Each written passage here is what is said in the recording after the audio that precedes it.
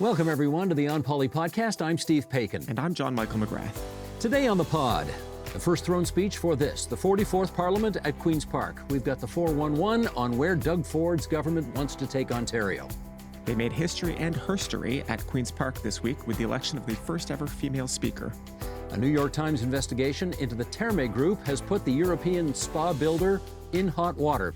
We'll talk about the implications for the company's plans on the waterfront of Ontario's capital city. And your column, my column, focuses on the weeds of the latest announcements on interprovincial trade barriers. And I'm going to focus on some of the behind-the-scenes stuff you have not heard about at the federal election leaders debate. It's Friday, April 18th, 2025, so let's get to it.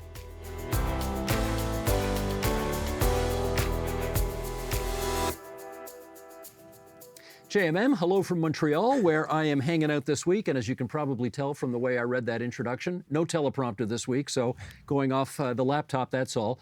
Of course, I'm moderating one of the federal election leaders debates, and we're going to tackle all the elements around those leader debates on a special Monday edition of our podcast.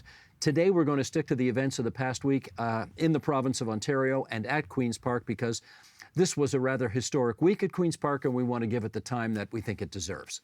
Yeah, a bit of an accident of timing here where you need to be out of town for your obligations, but an important week at Queen's Park, return of the legislature, so we are going to try and make this all work regardless of any hiccups that come up.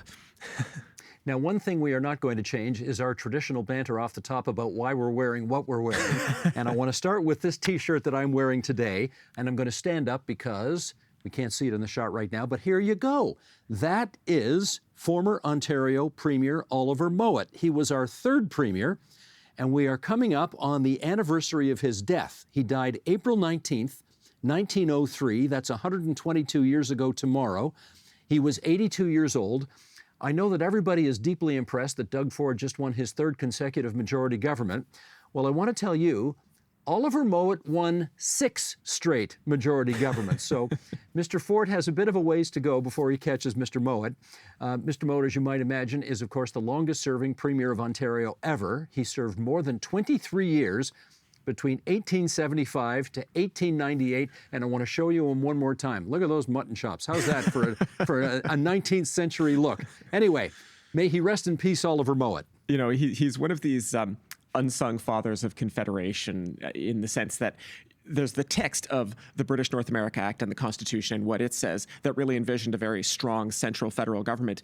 And then when it actually came to practicing the politics of Canada, Oliver Mowat goes and he wins all of these major important court battles about the interpretation of the Constitution that fundamentally changed the way we run the country. You know, a lot of how we are governed today is not so much due to John A. Macdonald or the text that was hammered out at Charlottetown, but it's actually Oliver Mowat winning battle after battle against, in some cases, against John A. Macdonald. So really, really glad that you've got him on your shirt today.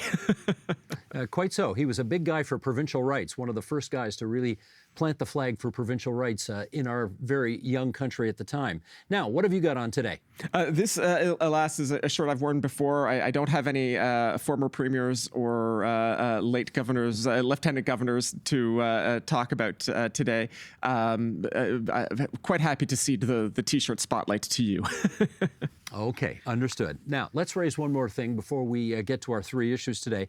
I remember back in the day, and I'm going to go on a bit of an old fogey tour here. I'm talking about when John Robarts was the Premier of Ontario or when Bill Davis was the Premier.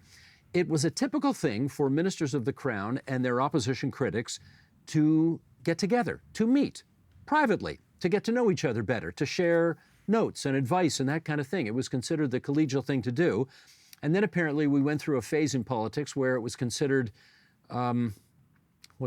traitorous to be seen with opposition members. You know, it got so tribal and ridiculous. And, you know, just because somebody is your political adversary doesn't make them your political enemy. It is for all of this reason, I put all this on the record because, and Sheldon, if you would, let's bring up this picture here. This happened this past week, and I wanted to bring a little attention to it. That on the left is Economic Development Minister Vic Fedeli from the riding of Nipissing. And on the right is Catherine Fife, who is his NDP critic from the riding of Waterloo. And they are simply getting together as this new session begins for a conversation. Now, besides being just the good and civil thing to do, let's also, talk turkey here. It's not a bad thing when Tories and New Democrats are getting along well, because, of course, if they're up, that keeps the Liberals down, and that's in both of their interests to do that. But I won't get fixated on that today. I will just simply say good for them for getting together and demonstrating a little collegiality in public life. Right, and it is one of those things that I think we don't always see the government respect the role that opposition MPPs can play, which is that they can be a kind of like intelligence gathering for the government, right? The government doesn't have seats in every part of Ontario, though it has them in most. But it's useful to hear from communities where you don't have MPPs necessarily elected and holding your party's banner. And so somebody like Vic Fideli is, I think, well aware, after more than a decade now at Queen's Park, that it's useful to keep those lines of communication open, just in a very sort of pragmatic way, though you are quite right that there are also cynical reasons to do that as well. Now, let's do one more postscript before we head to issue 1, shall we? Yes, I have a quick correction to make from last week's episode. I had mentioned Mississauga Mayor Carolyn Parrish's use of strong mayor powers. I said incorrectly that she had used them to dismiss multiple people from the administration of Mississauga. Her office contacted us to correct the record. She did appoint a number of people in Mississauga's administration using strong mayor powers. But she only dismissed one person, the chief administrative officer of Mississauga. Certainly, I regret the error, and I'm happy to correct the record here. Amen. And with that, let's get off to issue 1. The first speech from the throne for this 44th Parliament took place this past Tuesday. JMM, this is always one of the sort of glamour and spectacular events on the Queen's Park calendar every year. So let's separate this into 2 parts. We'll take a look at the policy that emerged from the speech, but we also want to talk about the theater of it all as well. So let's start with policy. What caught your eye? I think the big theme for me was actually that there were not a ton of surprises. There were lots of things that had previously been announced, right, either in the election campaign or in some cases even before the recent election. So we got promises like the 401 tunnel was reiterated, and it pains me a little bit, but nevertheless, the promise to remove bike lanes in Toronto also made it into the throne speech. The government had previously introduced legislation to allow municipalities more leeway, more authority to clear homeless encampments. The government is proposing to reintroduce that legislation. It died on the order paper after when the election was called. The speech also included a commitment to greater interprovincial free trade. That was an issue that came up during the election, and we'll talk about that a little bit in a minute.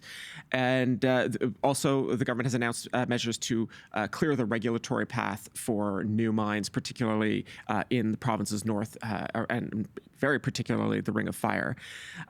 So that one I want to drill in on just for a moment, because I don't think that the government had gotten very specific in the details of what it was looking for. But this week they did announce that they're introducing legislation to create special economic zones, basically, where the either one or multiple mineral deposits are either known to exist or are believed to exist, and they are going to create a new sort of regulatory framework to make it much easier and faster to open mines. Government saying that it currently takes something like 15 years to open a mine in Ontario, and we can talk about the Ring of Fire, which I think was first announced as a provincial priority, gosh, I want to say 2009, 2010, and it is 2025, and it is still not an operating mine. So, the government says, and I'm going to quote here from the throne speech, that mining operators that meet high operating safety and environmental standards will get those streamlined approvals.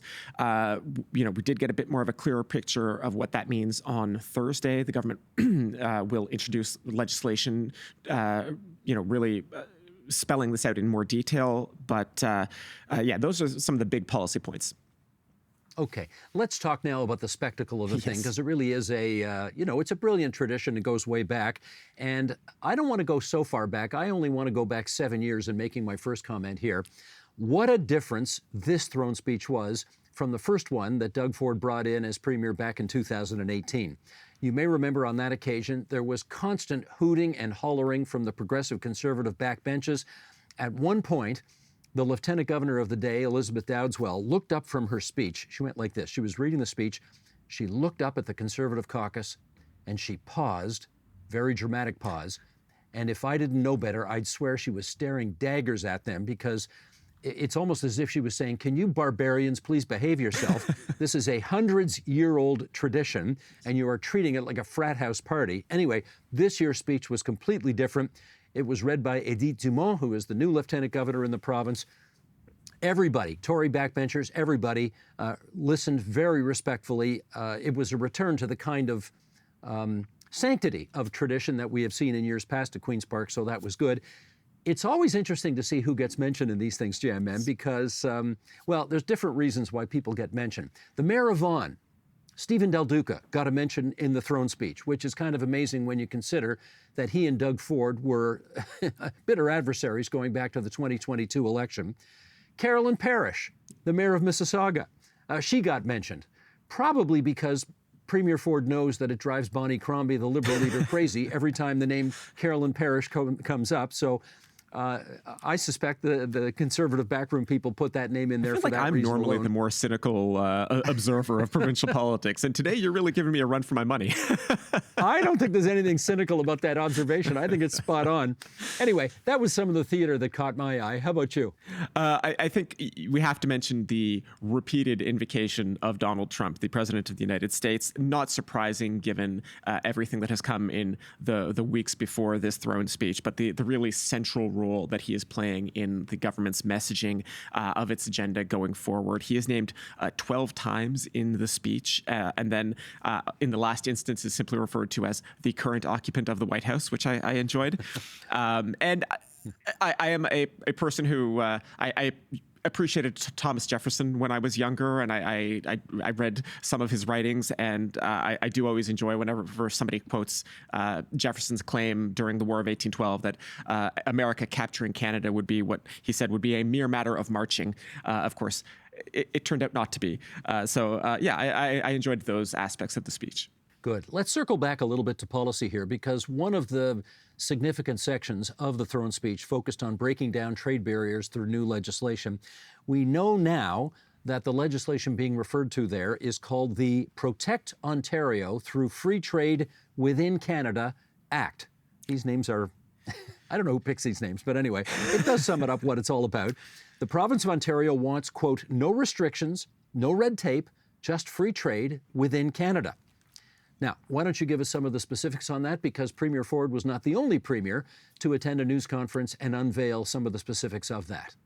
That's right. He had Premiers Tim Houston and Susan Holt of Nova Scotia and New Brunswick, respectively, at Queen's Park this week. They signed MOUs committing the three provinces to clearing away various interprovincial trade barriers between those three provinces. Obviously, the government would like to get more premiers to sign future MOUs.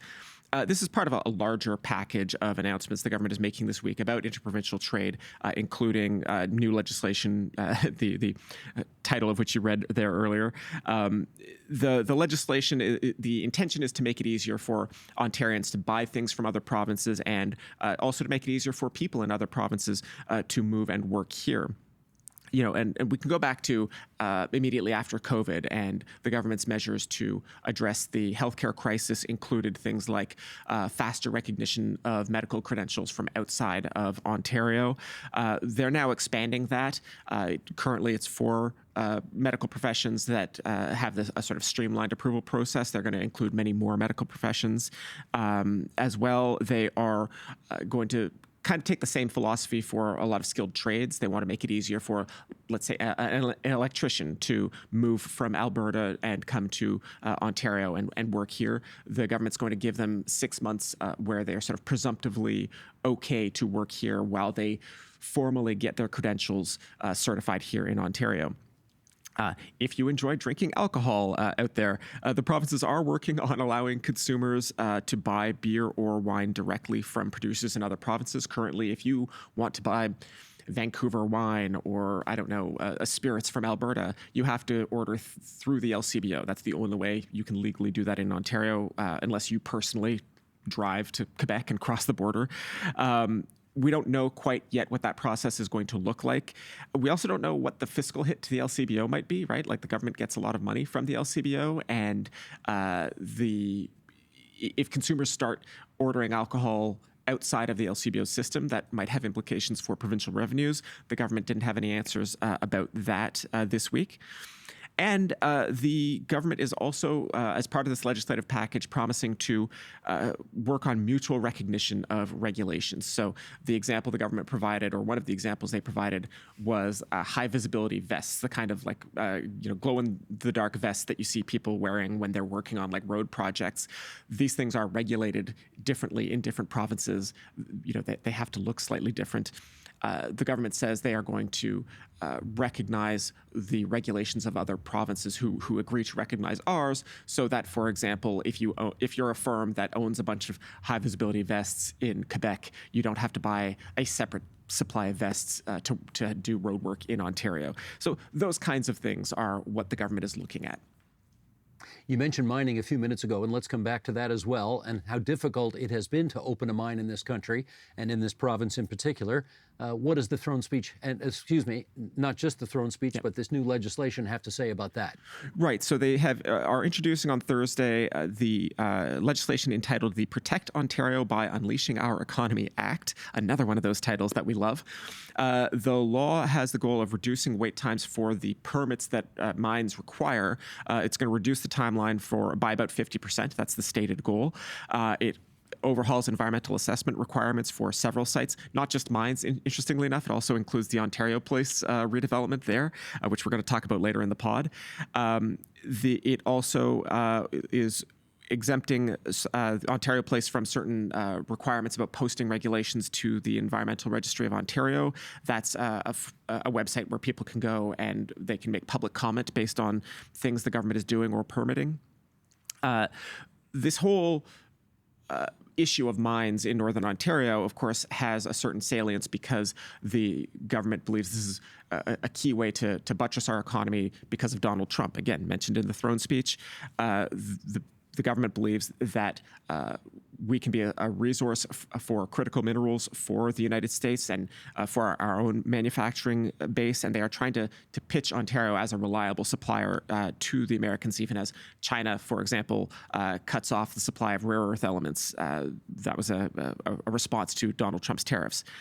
I think one important point to note here is that we can talk about the government changing environmental legislation or permits, but we need to remember that there are, of course, Indigenous rights when we're talking about mines in Northern Ontario. The government cannot simply legislate those away. It says it is committed to honoring its obligations under the duty to consult that is a constitutional requirement. So we're going to have to see how they strike that balance, right? How you accelerate the approval of these mines while also respecting Indigenous rights. It's very important to get that balance correct if you actually want to accelerate the construction and operation of these mines and not just have them snarled in courts for months or years to come. Absolutely. Okay, that's our look at this first throne speech from this 44th Parliament, the first one of the third term of Doug Ford's government, and the ensuing legislation to come from that throne speech. A good summation of things. And with that, let's move on to issue 2. Well, for the first time ever in the history of the Ontario legislature, there is now a female Speaker of the legislature. Her name is Donna Skelly. She is the PC member for Flamborough-Glanbrook. Ontario got its first female MPP in 1943, its first female cabinet minister in 1972, its first female premier in 2013, but it took 158 years for us to get our first female Speaker of the legislature. So let's have a look at that historic moment. Honourable members, you have elected Donna Skelly, member for Flamborough-Glanbrook, as your Speaker. I am so honoured and I feel so privileged that you put your trust in me to be the 44th Speaker of the Ontario legislature. But more importantly, I'm so humbled that I'm the first woman in provincial history. A very nice moment for Donna Skelly. Why don't you tell us more about the new Speaker, JMM? So she's a former journalist, something we can both appreciate. She served as the deputy speaker in the previous legislature, and her competitor in this race was Jennifer French, the MPP from the New Democrats for Oshawa. And not hugely surprising, given that the PC caucus was almost certain to put one of its own members up for Speaker, but she did defeat French on the one and only ballot. There was a really lovely moment when her victory was announced there. She was being walked towards the Speaker's chair, as they traditionally do, and she hugged a few members, and then French actually came out of the bench in the NDP side and walked over, and they both had a bit of a hug, and there were cheers in the legislature. They do, of course, do the traditional sort of strong arming. You theatrically drag the elected member to the Speaker's chair, because historically, sometimes, back in ancient history, speakers sometimes lost their head for defying the king. Here in Ontario, nobody's ever lost their head, but the Speaker used to be just appointed directly by the Premier, and for the past 3 decades or so, MPPs themselves have elected the Speaker. So this is just one of those elections now that still finds a way to make history. Skelly, of course, replaces Ted Arnott, who was the Speaker in the last legislature, who, after 35 years at Queen's Park, opted not to run again in the February election. It's interesting. I think we can go back to Margaret Marland, which is almost 30 years ago, who was the first woman to run for Speaker once the job became something elected by the members of the Ontario legislature. And for a number of reasons, she was the first, but certainly not the last woman to run to become Speaker. But it never happened for a variety of reasons along the way. And here we are in 2025, and it finally happens. And I guess I should note, it's a Hamiltonian who gets the job first. So well done, Donna Skelly. I was going to say, I'm not as familiar with the intricacies of the geography, but it is safe to call that a Hamilton area riding, right? You're darn right it is. Yes, it is. Yeah. So there we go. And with that, we're off to issue 3. The New York Times has published an investigation into the Therme Group, which is building that spa at Ontario Place. The article says that Therme exaggerated its track record and misled the province to secure the deal. JMM, what else do we need to know here? Right. So the interesting reporting for the New York Times here is that, there were 2 Therme companies. There is the company called Therme Erding that has operated a spa complex in Germany, which opened in 1999. Then there's Therme Group that operates a spa in Romania, which opened in 2016. The owners of both Therme Erding and Therme Group knew one another, but they are 2 separate entities, or they were 2 separate entities. In 2017, the owner of the German spa died in a plane crash, and after that, Therme Group, according to the New York Times, essentially took the success of the German business and referenced it in its submission to the province when it was applying, as multiple companies did, applied to redevelop Ontario Place. In 2019, there was a strategic partnership developed between the 2 companies, and then in 2024, Therme Group bought Therme Erding. So now they are, in fact, the same company, but when Therme Group won the bid to redevelop Ontario Place, they were totally separate companies, and the allegation here is that Therme Group was functionally trading on the reputation of a different company. And the obvious question for follow-up is this something the province of Ontario should have caught? Well, it sure seems like it, right? In December of 2024, the Auditor General disputed how many facilities were owned and operated by Therme Group. So this is not entirely new information. The AG was critical of Infrastructure Ontario's role in ensuring the accuracy and the submission. The AG was very critical of Infrastructure Ontario's role in ensuring the accuracy of that submission at the time, and had said that there were real failures in terms of the competitiveness and basic sort of transparency of that process. The New York Times article also mentions that there was reduced oversight on the province's side, and folks may remember this from our discussion of that Auditor General report. There was no independent third party to oversee the call for redevelopment there. Now, people with eagle ears not just eagle-eyes, may notice that you and I are pronouncing this company's name differently. You're calling it Therme, which I guess is the English pronunciation. I'm calling it Therme because technically the German pronunciation of the word doesn't pronounce the H, rather. Yes. So we're both right. But anyway, that's just an explanation for it.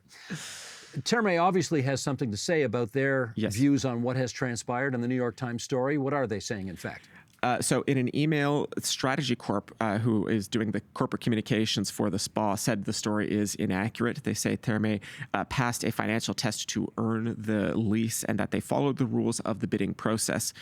Following the rules of the bidding process is separate from the allegation that the bidding process itself was not correct, so I will just leave that to our listeners. But at one point, the article points to an email from one Infrastructure Ontario advisor who wrote that the company had low liquidity and was not cash flow positive. The article notes that as it was pitching the project, auditors found it had less than $1.1 million in equity. So the writer of this New York Times story did say on X, formerly Twitter, that this investigation isn't about corruption per se. It is about what happens when private companies collide with the public sector, which often includes coming under the scrutiny of offices like the Auditor General of Ontario, whose reporting, as I say, was used in this investigation. Now, just as a reminder, we should say that the province of Ontario has given Therme, the Therme Group, a 95-year lease on land at Ontario Place and will be subsidizing the construction of said project to the tune of around $2.2 billion. The opposition politicians at Queen's Park, as you may not be surprised, had a fairly strong reaction to this news. Marit Stiles of the official opposition NDP had this to say. Marit Stiles. This was a government that was elected to protect Ontarians, not to scam them. Okay, we pointed out from day one that there were questions about the financial status, stability of that company. We've questioned from the beginning why the government would go into this deal in the first place when it meant a massive subsidization by government for something that, frankly, very few people in Ontario will be able to make use of. And just a reminder for our listeners that the Integrity Commissioner has said that they will not be taking up the complaint that the NDP filed over this deal. The NDP alleges that Therme Group received preferential treatment. Ontario Liberal leader Bonnie Crombie also posted online saying, quote, "This deal does not pass the sniff test." So we are going to put a link to the New York Times story, of course, in the show notes of this episode for our listeners and viewers. And I suspect this is not going to be the last time we talk about this story. Has not been for years now. Indeed. Yes, indeed. And with that, let's get off to your column, my column. Okay, it's time now for our regular feature, Your Column, My Column, in which JMM and I have a little chat about the columns that we wrote for the TVO website, tvo.org, this past week. John Michael, what are you going to start us with? So I wrote a bit more about interprovincial trade. We've talked a lot about this already, and I'm not going to rehash those. A lot of the measures that we've already discussed are pretty important and substantial things that I think will matter to certainly if you're looking for healthcare services in Ontario, for example. One big item that got a lot of play by the government, on the other hand, sounds more dramatic than it will actually end up being, and that is removing Ontario's exceptions under what's called the Canada Free Trade Agreement. This is an agreement amongst the provinces and the federal government that basically says goods and services and people should be allowed to move across provincial borders in this country unless there are specific exceptions. So Ontario had 23 exceptions written into this agreement. It is now removing those exceptions. And that sounds like a big deal, except it's not going to be, at least not initially, because the government is also saying that while it's not it's removing those exceptions under the CFTA, it is not changing any of the underlying policies.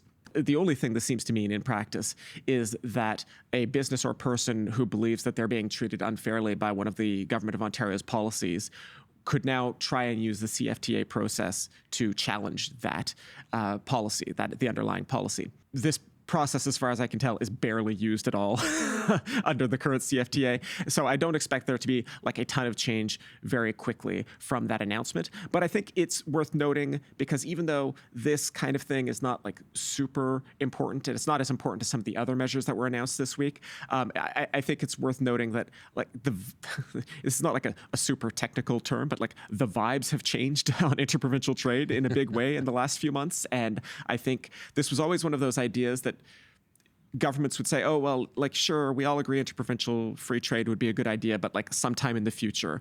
And what I think we're seeing now is like the future is now.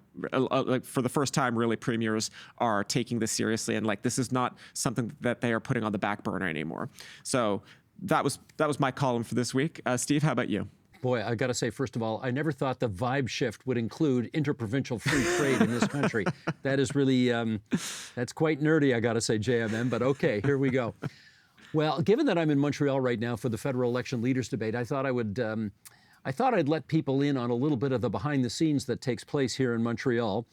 For reasons that are not completely understood by me, this is the 9th time that I've been asked to moderate an election leaders debate. I think the 5th one federally. I've done 4 provincial ones. I can tell you they are definitely nerve-wracking affairs, not just for the leaders, but also for the moderators. You do not want to screw up. You do not want to harm somebody's chances of doing well on the night. So, yeah, I haven't been sleeping a lot lately. Let's put it that way. That column is up right now. I've got a few stories in the column about how things rolled out over the years. There were some kind of crazy screw-ups along the way, and I do detail those. I'll have a second column coming up as well, hopefully by the time this airs on TVO on Friday night, with some of the behind-the-scenes stuff about this year's leaders debate. So a lot of stuff in both columns that I don't think you're going to see anywhere else, and I hope people will dive in. And with that, let's go to the mailbag. If you've got a burning question or insightful comment for us, we would love it if you'd send it to us at this special email address, onpolitics@tvo.org. JMM, tee us up for this week, if you would. Here we have a question from Alex Whalen in Markham, who writes, Dear Steve and JMM, love the show, especially your weekly T-shirt show and tell. It might be time for your listeners/watchers to have their own T-shirt that reads, Proud to be an onpoli nerd. Could you update us on Ontario's new extended producer responsibility recycling system? How is the rollout going? What changes can we expect to see at the curbside in the foreseeable future? Knowing that the goal is incentivizing producers to use more sustainable packaging, how confident are you that this will happen? Thanks for the great work. Alexis Whalen, Markham. JMM, this one's got your name all over it. Take it away, my friend. Right. So extended producer responsibility makes producers responsible for the waste they create. So no offense to makers of instant coffee machines here, but I'm going to start with the idea of like an espresso machine. They used to come with red bags that you could mail back to them with the used coffee pods. Ironically, the mail-in package they used was probably used only ever one time, so might have actually created more waste than it saved. The issue with traditional recycling programs is that it often costs more to create the recycled materials than the materials are worth or than the revenue that it generates. So putting that cost onto private businesses is helpful for the public purse in that sense, right? It does require businesses, however, businesses require rather people to drop the products off themselves rather than necessarily then picking it up directly. In which case, is the province of Ontario changing the Blue Box program for recycling in order to accommodate this? Right. So this is the big question that the province has been working on now for many, many years. And I mean, this is actually an issue that the Ford government inherited from the Liberals. And it's one of the few things that they more or less kept intact from the Liberal government. The transition within the Blue Box program is supposed to be complete by January 1st of next year. Outside of the Blue Box, you've got like tires, rechargeable batteries, electrical equipment, and hazardous chemicals. Those are products where producers are actually already supposed to be responsible for recycling them. If you buy like a box of batteries, you might see on the receipt a recycling charge. Ontario will be expanding its targets for these programs into 2030.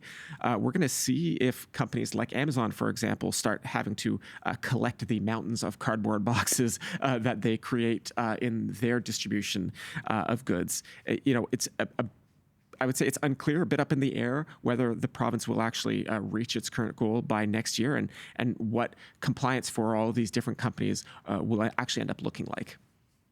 Is the plan ultimately to render unnecessary the Blue Box program that most of us do right now? Not quite. Certainly, I think municipalities and the province would be happy if there was less of a burden placed on the blue bin system.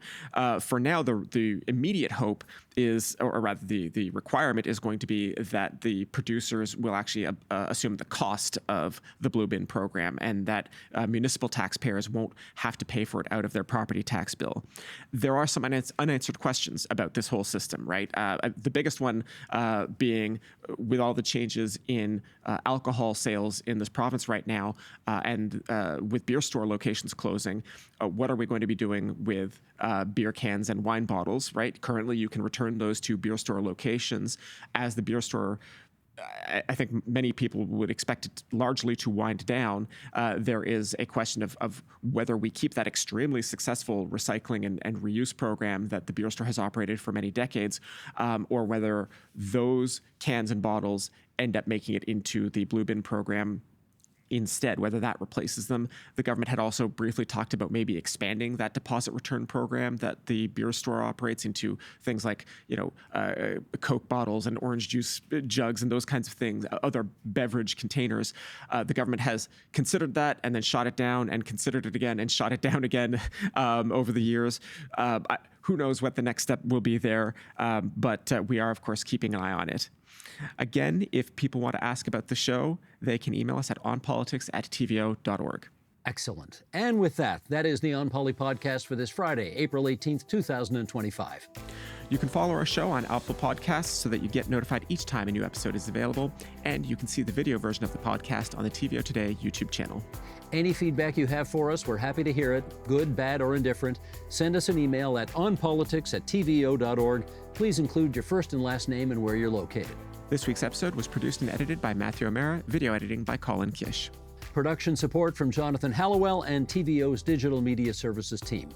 Our managing editor is Katie O'Connor. Laurie Few is the executive producer of Digital. John Ferry is vice president, programming and content.